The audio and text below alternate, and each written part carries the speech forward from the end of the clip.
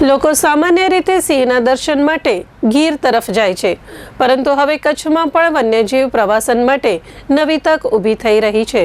લખપત તાલુકાના ધોણાઈ વિસ્તારમાં leopard safari શરૂ કરવા માટે વન વિભાગ દ્વારા તૈયારીઓ હાથ ધરવામાં આવી રહી છે।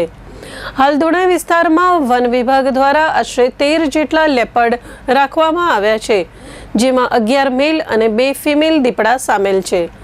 દીપડાઓને સુરક્ષિત રીતે રાખવા માટે ખાસ વ્યવસ્થા કરવામાં આવી છે। જ્યાં દીપડા રાખવામાં આવ્યા છે ત્યાં 20 ફૂટ ઊંડા કૂવા આકારના ખાડા બનાવવામાં આવ્યા છે, જેથી દીપડા બહાર કૂદી ન શકે અને તેમની સુરક્ષા જળવાઈ રહે। વન વિભાગ દ્વારા દીપડાઓને સ્વતંત્ર રીતે રહી શકે તે માટે 13 અલગ અલગ પાંજરા પણ તૈયાર કરવામાં આવ્યા છે। ઉપરાંત રોજીદી સંભાળના ભાગરૂપે દીપડાઓને વન વિભાગ દ્વારા બહાર કાઢવાની પ્રક્રિયા પણ કરવામાં આવે છે, જેથી તેઓ સ્વસ્થ અને સક્રિય રહી શકે। વન વિભાગે ભવિષ્યમાં લેપર્ડ સફારી શરૂ કરવાની મંજૂરી મેળવવા માટે પ્રવાસન વિભાગ સમક્ષ દરખાસ્ત પણ મોકલી છે। જો આ દરખાસ્તને મંજૂરી મળશે તો લખપત વિસ્તાર પણ વન્યજીવ પ્રવાસનનું મહત્વપૂર્ણ કેન્દ્ર બની શકે છે, જેના કારણે અહીં પ્રવાસીઓની આવક વધશે અને સ્થાનિક લોકોને રોજગારીની તકો પણ મળશે।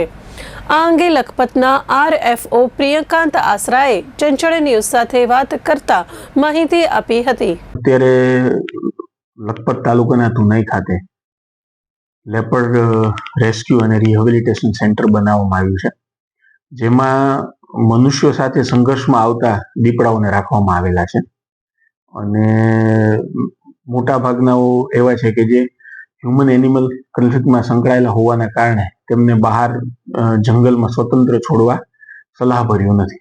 તકેદારી રૂપે દરરોજ તેમના પાંજરાઓની સફાઈ કરવામાં આવે છે, તેમને વેટરનરી ઓફિસરની નિયમિત તપાસ કરવામાં આવે છે, નિયમિત મુલાકાત કરવામાં આવે છે।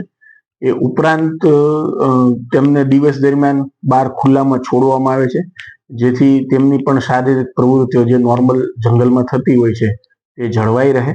અને તે ઉપરાંત જે કાંઈ અન્ય જરૂરી તકેદારીઓ જરૂર પડે સ્ટાફને પણ અમે સતત તાલીમ આપતા હોઈએ છીએ, રિફ્રેશર તાલીમ એવી રીતે, અને એવો સતત પ્રયત્ન રહે છે કે સારામાં સારી રીતે દીપડાઓની સાર સંભાળ રહે।